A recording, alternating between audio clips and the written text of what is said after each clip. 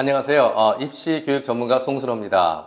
지난 2주간에 걸쳐서 저희는 그 새로운 SAT의 리딩 파트를 어떻게 성공적으로 준비하는지에 대해서 우리가 자세히 알아봤는데요. 이번 주는 두 번째 Writing and Language 파트에 대해서 여러분에게 8가지 중요한 그 룰을 설명드리도록 하겠습니다. 고득점을 알기 위해서 여러분이 너무 중요한데요. 첫 번째 룰은 뭐냐면 시간이 고작 35분밖에 주어지지 않았고요. 문제는 무려 44문제나 됩니다. 그래서 지문을 읽는 시간을 빼더라도 여러분이 한 문제를 푸는데 배정된 시간은 수학적으로 볼 때 한 45초. 그러니까 굉장히 신속하게 여러분이 문제를 풀지 않으면 44문제를 해결하기가 좀 어렵다는 걸 말씀을 드리고요. 관련돼서 그렇기 때문에 이제 지문이 보통 두 개가 나오는데 하나는 보통 과학이나 사회에 관한 지문이고요. 하나는 과학일 수도 있고 사회일 수도 있고 그 다음에 또는 일반적인 그런 문학적인 그런 글일 수도 있습니다. 하지만 지문이 두 개 나오고 한 지문당 보통 22문제의 문제가 나오는데 문제는 두 파트로 나눠져요. 하나는 Standard English Convention, 우리가 문법이라고 그러죠. 두 번째는 Expression of Idea, 즉 어법이라고 하는 문제들이 나오는데 이 어법 문제는 좀 어렵습니다. 그래서 여러분이 한 지문에 있는 보통 22문제 중에서 문법 문제, 그 스탠다드 잉글리시 컨벤션 문제를 먼저 다 푸시고 그 다음에 빨리 푸시고 시간을 절약해서 어법 문제, 어렵고 더 많이 읽어야 되는 어법 문제를 접근해 주시는 게 중요하다. 이렇게 말씀을 드릴 수 있겠습니다. 아주 중요하니까 잊지 마시고요. 세 번째 중요한 룰이 또 뭐냐면 리딩하고 다르게 이 라이팅 앤 랭귀지 시험에서는 본문을 전체 다 읽을 필요가 없어요. 이제 내용을 물어보는 게 거의 없습니다. 그래서 여러분이 그렇지만 타이틀을 읽으면 본문은 어떤 내용을 언급하고 있는지를 알게 되기 때문에 타이틀은 꼭 유념해서 보시고 whole 그 문장은 읽지 않아도 된다. 여러분한테 그거를 꼭 알려드립니다. 이번에 칼리지 보드가 문제를 만들면서 실질적으로 학생들이 보는 과학이나 사회 이런 문제 속에 숨겨져 있는 문법적 오류를 찾는 어떤 실제적인 그런 모색을 하기 때문에 만들어진 거기 때문에 여러분 이 라이팅 랭귀지는 절대 본문을 읽을 필요가 없다는 말씀을 드리고요. 그 다음에 보통 학생들은 이제 언더라인 되어 있고 그 다음에 언더라인의 문제가 출제가 되는데 그거를 보는 경향이 있는데 그렇게 되면 안 되고요. 전체 문장을 다 봐야 됩니다. 이유는 아이들이 전체적으로 그 숨겨져 있는 이 출제자의 의도를 파악하기 위해서는 그 언더라인이 포함되어 있는 홀 센텐스를 꼭 반드시 읽어주라는 것을 제가 강조해서 말씀드리고 싶습니다.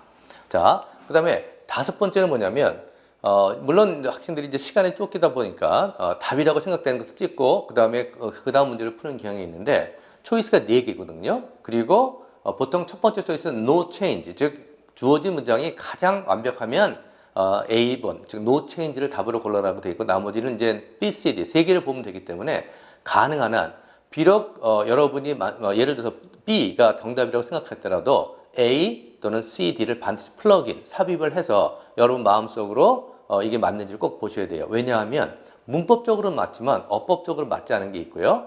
또 그다음에 익스프레션 아이디어 중에서 이 프레시전하고 컨시전이라는 그런 그 타입이 있는데 얘는 뭐냐면 주어진 모든 문맥상을 볼 때, 그 신텍스상으로 볼 때 어떤 단어로 쓰는 게 가장 적절한지를 물어보기 때문에 그래서 여러분이 언더라인을 포함한 홀 센텐스를 반드시 읽어주는 것을 제가 강조해서 말씀드리고 있습니다.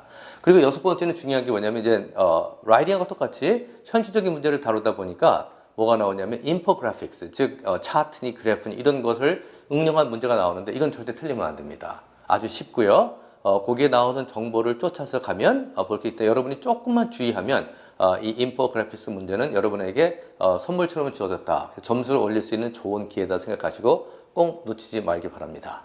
이제 2개 남았는데요. 일곱 번째는 뭐냐면 이 문법 문제인데 대부분 우리 한국 학생들이 문법이 강한 편이죠. 하지만 디테일이 강한데 펀더멘탈, 즉 근본이 약해요.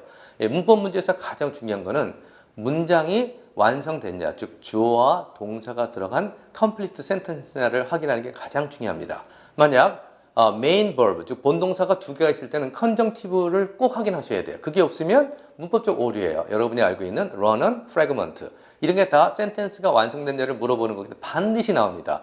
여기를 통해 만약에 문장이 완성이 됐어요. 주어 동사가 있으면 그때부터 주어 동사가 일치하는지, 시제의 변화가 없는지, 그 다음에 프로나운이 이상하게 튀지는 않는지, 그 다음에 쓸데없이 패시브 보이스, 즉 수동태를 많이 남발하지 않았는지, 그 다음에 나열된 부분들이 패러렐한지, 그리고 비교한 부분이 make sense 한지, 이런 걸 보는 건 다 디테일이에요. 그런데 사실 더 중요한 거는 주어진 문장, 즉 그 밑줄 친 부분이 포함되어 있는 문장이 문장으로서 영어적인 센텐스로서 완벽한지. 그래서 이게 그야말로 스탠다드 잉글리시 컨벤션을 물어보는 것이 가장 중요하고요. 제가 말씀드린 대로 동사가 만약에 2개 있을 때는 반드시 컨정티브가 그거보다 숫자가 하나, 만약에 동사가 3개 있으면 컨정티브가 2개, 동사가 2개 있으면 컨정티브 하나, 요거만 찾으시고 난 다음에 나머지는 디테일적인 측면에서 접근을 해 나가면, 이런 식으로 순차적으로 접근해 나가면 여러분이 문법 문제는 어려움 없이 다 풀 수 있을 것 같습니다. 자, 마지막으로 8번째는 사실은 이제 이거는 좀 어떻게 보면은 교육 전문가로서 제가 쉽게 여러분에게 좀 드리긴 좀 곤란하지만 영어적인 측면에서는 의미가 있습니다. 무슨 말이냐면 영어 문법에서 가장 펀더멘털한 거는 길게 나열하게 리던던트하게 같은 말을 중복하게 쓴다든가 제가 좀 전에 얘기했던 프레시전 컨시전에 어긋나면 대개는 정답이 아닙니다. 지금의 경향은 영어를 즉 자기의 의사를 가능한 한 짧게 정확하게 전달하는 것을 목표로 하거든요. 그래서 만약에 여러분이 혹시 이제 초이스가 이제 2개가 남았어요. 근데 2개 중에서 애매해. 어떤 게 에서 B, C가 다 정답 같아. A하고 D는 어페런트 분명히 정답이 아니야. 근데 여러분이 B하고 C가 정답인데 애매하다 생각할 때는 짧은 게 정답일 확률이 굉장히 높습니다. 왜?